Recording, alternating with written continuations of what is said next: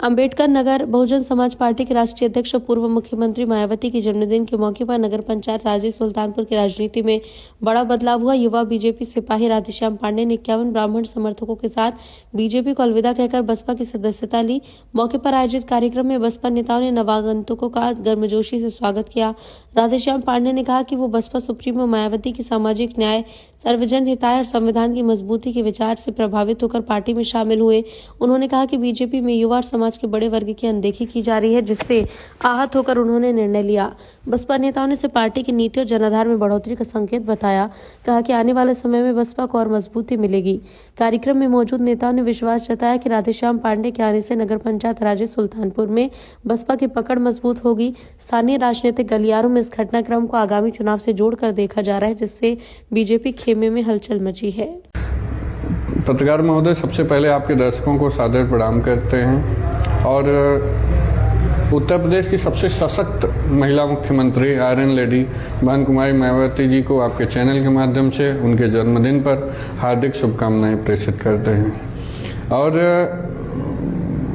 महत्वपूर्ण यह नहीं है कि कौन सा दल हमने किस लिए छोड़ा, महत्वपूर्ण ये है कि हमने अपने लोगों का, अपने समाज का सम्मान जो है बसपा में काफ़ी अधिक सुरक्षित पाया कि बसपा में ब्राह्मण समाज का सम्मान है, इसलिए जो हमने बसपा का दामन थामा।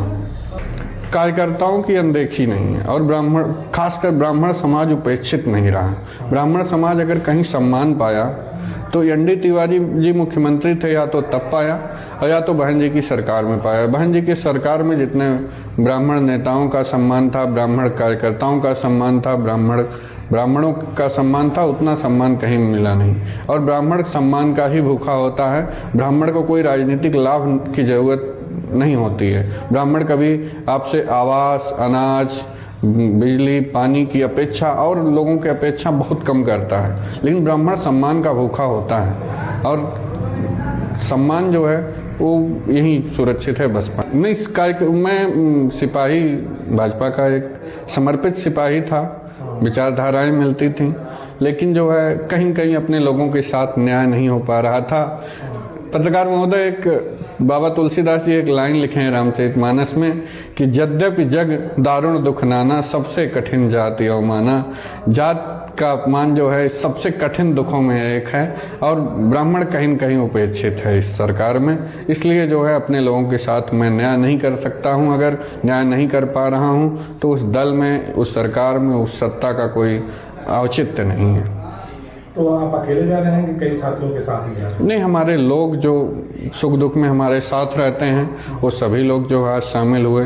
हमारे साथ 51 ब्राह्मण और कुछ अन्य भी समाज के लोग जो है आज शामिल हुए यहाँ अयोध्या की पावन धरती पर।